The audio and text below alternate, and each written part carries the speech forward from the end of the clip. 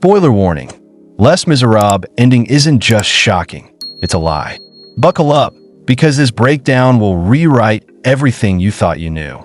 The story begins in France in the year 1815, a time when the poor and helpless were often mistreated. We're introduced to a prison where Jean Valjean, a man sentenced to 19 years for stealing bread to feed his starving nephew, is among the inmates. The jailer harbors a deep hatred for Jean and forces him to do grueling work daily. Eventually, Jean is released on parole, but the jailer warns him that this doesn't mean complete freedom.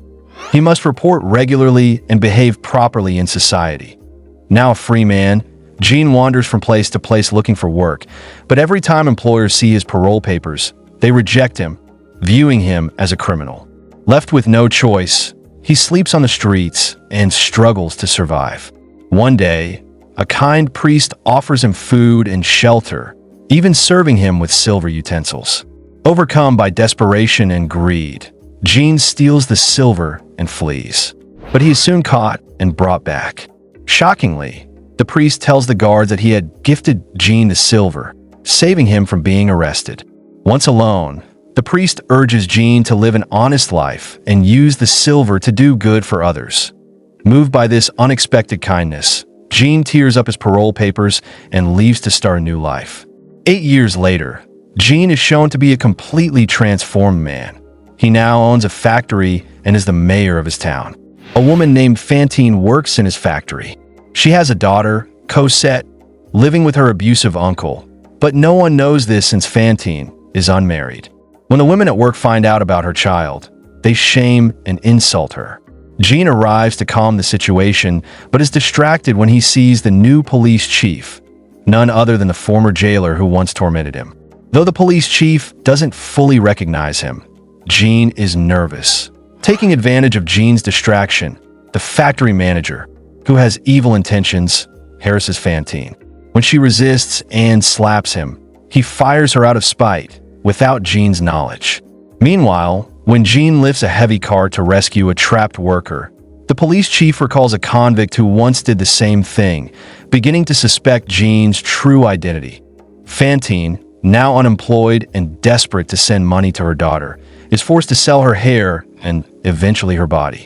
One day, a man tries to assault her, and when she fights back, she's arrested.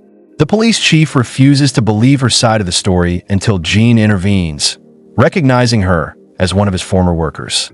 He demands her release and later asks who ruined her life. Fantine, heartbroken, tells him that it was because of him his factory manager threw her out, which led to her current misery. Shocked and guilt-ridden, Jean takes her to a hospital. Just then, the police chief arrives and apologizes to Jean, mistaking him for a different convict who was recently arrested. Jean, overwhelmed with guilt, cannot let an innocent man suffer for his past. He goes to the court and confesses that he is the parole breaker from 8 years ago. But no one believes him. Back at the hospital, Fantine lies on her deathbed, still worried about her daughter. Jean promises her that he will take care of Cosette. After her death, the police chief returns, finally recognizing Jean and attempting to arrest him.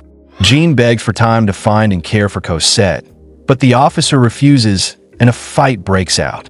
Jean escapes, but we are introduced to Cosette, who is being mistreated by her greedy uncle. Jean finds her, pays the uncle a large sum, and takes her with him. 9 years pass. Jean and Cosette now live in Paris. Cosette catches the eye of a young student revolutionary during a protest. The student falls in love with her at first sight and begins searching for her. Meanwhile, Cosette's uncle arrives in Paris and, upon spotting Jean, demands more money in exchange for Cosette. At that moment, the police chief also arrives and Jean and Cosette flee. The uncle lies to the police, claiming Jean kidnapped his daughter. The police chief assures him that they will find her. Meanwhile, the student continues searching for Cosette. He sends his cousin, unaware she is Cosette's cousin too, to find her. When she does, the student is overjoyed, not knowing she is secretly in love with him. Cosette confesses her feelings to Jean, who tries to discourage her, saying it's not the right time for love. Eventually, The student finds Cosette and expresses his love. His cousin, heartbroken upon overhearing them, cries in silence, as she had loved him too. Later, when she sees her father approaching Cosette's home with the police, she shouts a warning.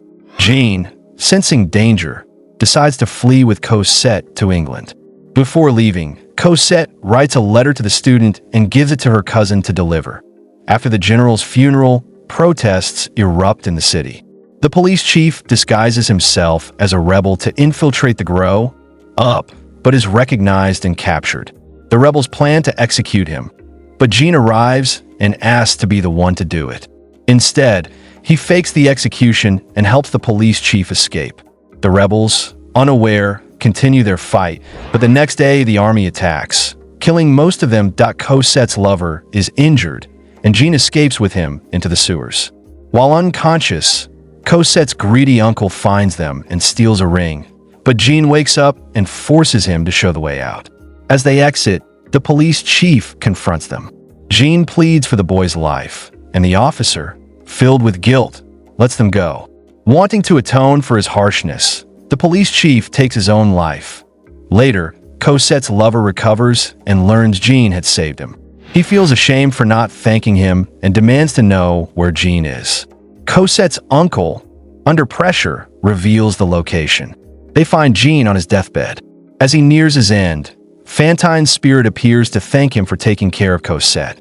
Jean gives Cosette a letter revealing his entire past and then passes away peacefully. After his death, Jean's soul is seen reunited with Fantine and the kind priest who once saved him. That one act of kindness transformed Jean's entire life. From a hardened prisoner to a man who helped others, kept his promises, and lived with honor. Cosette, now aware of his sacrifices, treasures his memory forever. And with that, this powerful and emotional story comes to an end. Everyone thinks Les Misérables ends with peace. Jean Valjean dies, surrounded by love, guided by Fantine's spirit. But what if that's a lie?